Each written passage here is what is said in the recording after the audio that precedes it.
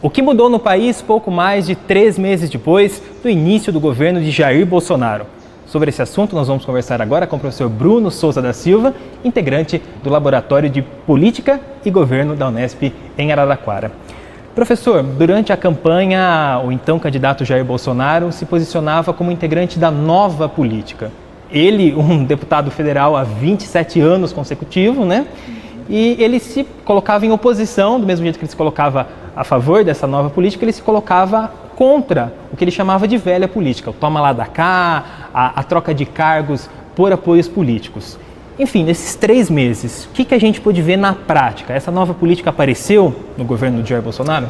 Primeiro, uma satisfação conversar com vocês, né?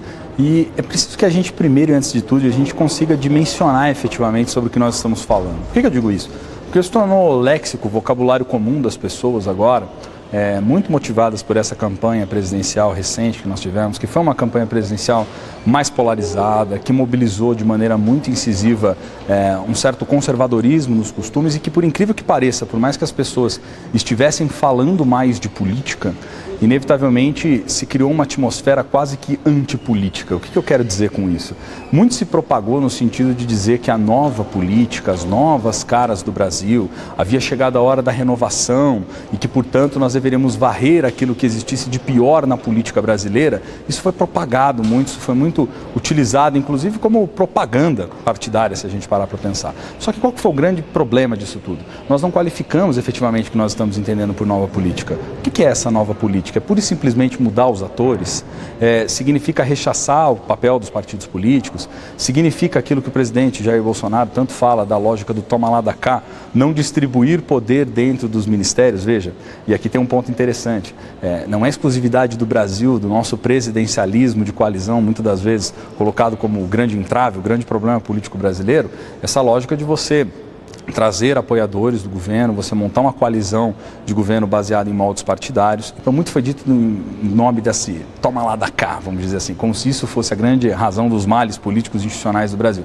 Bom, isso é um equívoco, porque, na verdade, o Brasil ele possui como um traço institucional, o posto que nós estamos, num presidencialismo, numa lógica multipartidária, né, dentro de um Estado federativo complexo e que precisa, em alguma medida, de alguma instância que agregue os interesses, que organize as preferências políticas. Nós precisamos dos partidos, portanto, para poder fazer isso, né? Há muita crítica, as pessoas se identificam pouco com eles do ponto de vista da sociedade, e isso é fato. As pessoas confiam pouco em instituições que tradicionalmente são da democracia, como o caso dos partidos, dos sindicatos, recentemente a própria presidência da República, e confiam mais em instituições que inspiram em alguma medida a autoridade, como a igreja, as Forças Armadas e o próprio Poder Judiciário.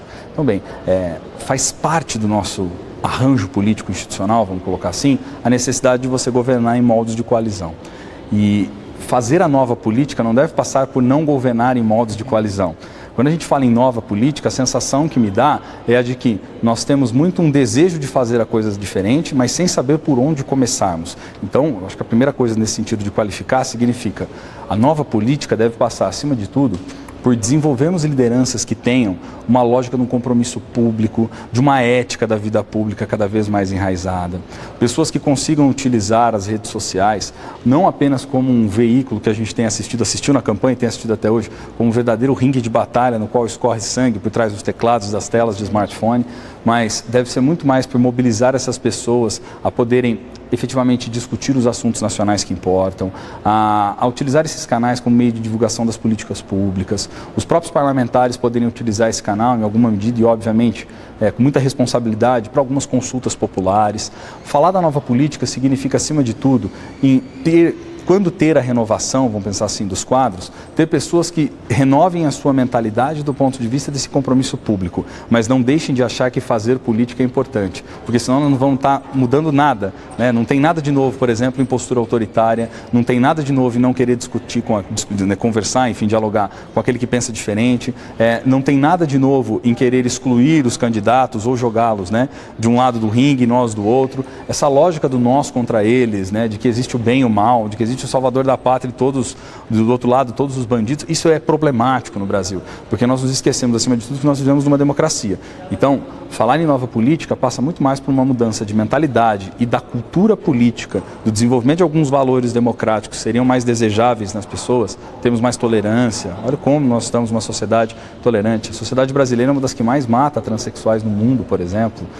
A sociedade brasileira, nesse último processo eleitoral, como nós estamos comentando, saiu extremamente dividida, rachada, fragmentada. Então passa por desenvolver a tolerância, passa por nós desenvolvermos uma lógica mais da empatia, passa por a gente desenvolver, acima de tudo, um comprometimento, um compromisso com aquilo que é público. Porque eu acho que é isso que, no final das contas, a sociedade deu mostras e vem dando desde 2013. É uma sensação de cansaço com o mau uso do dinheiro público, é uma sensação de cansaço e, em alguma medida, de esgotamento do ponto de vista das mesmas promessas e de nada ser entregue diferente. É uma sensação, muitas das vezes, de ineficiência das instituições, das aberturas dos canais de Estado de participação, no sentido de tornar realmente eficiente aquilo que a população demanda, apresenta para os políticos. Então, a nova política passa, para mim, por isso. Uma mudança cultural, um desenvolvimento de uma cultura cada vez mais alicerçada em alguns princípios democráticos e também, acima de tudo, uma necessidade de se gerar novas lideranças mais alinhadas aos tempos modernos. Então, acho que é por aí que passa a nova política.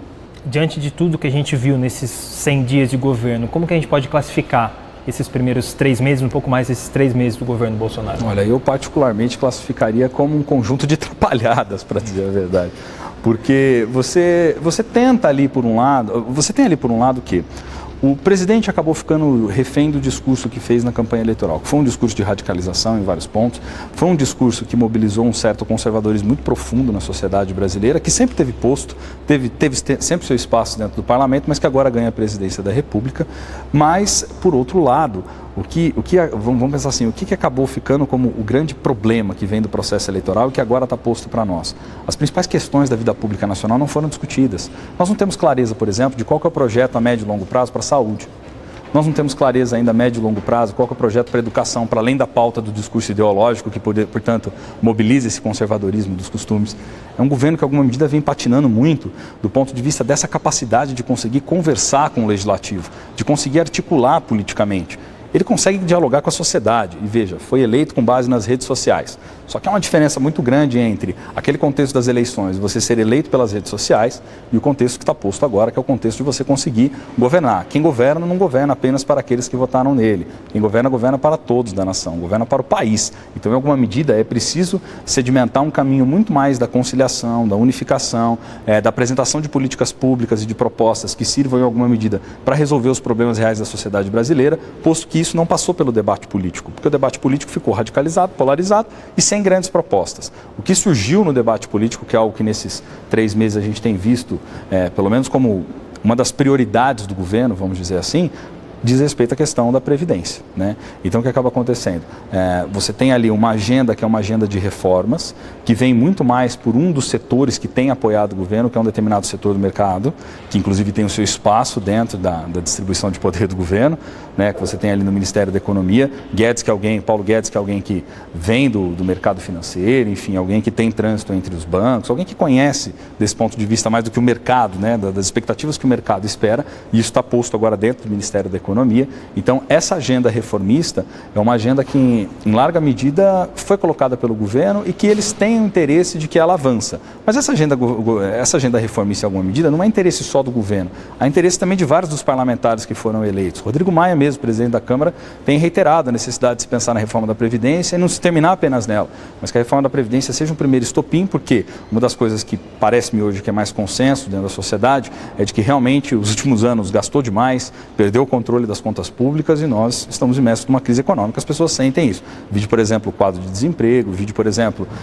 de maneira geral, a perda no poder de consumo, enfim, embora a inflação estivesse controlada, mas você teve ali um quadro economicamente pensando caótico, e é um quadro no qual nós estamos atravessando agora. Há, inclusive, até algumas projeções, a Fundação Getúlio Vargas há pouco tempo atrás divulgou, de que nós estaríamos passando por uma das piores crises dos últimos 100 anos do ponto de vista econômico. Então, veja, é um momento delicado, é um momento que realmente necessita de algumas reformas, de alguns ajustes, não pode parar na reforma da Previdência, deveria se avançar para outras áreas também, mas ainda falta uma coisa muito importante para o governo. Tem faltado o quê? Essa capacidade de dialogar, de conversar com o Legislativo, de construir efetivamente a sua base política, novamente naquilo que eu falei há pouco. está refém do discurso. Agora, quando chega na hora de você trazer o pessoal para jantar junto, trazer o pessoal para poder brincar do mesmo jogo, você não tem como dividir o jogo, porque você falou lá atrás que você não o dividiria. E aí o imperativo da realpolitik, ou seja, da política na vida real mesmo, que passa por essa articulação, passa por você ter que conversar, passa por você ter que conceder, passa por você ter que ceder espaço dentro do próprio executivo, ela tem se colocado como um grande desafio. Tá certo, Bruno. Muito obrigado pela sua participação aqui no Nesp Notícias e por nos ajudar a entender um pouquinho mais desse nosso dia a dia político. Eu que agradeço. Um grande abraço a todos.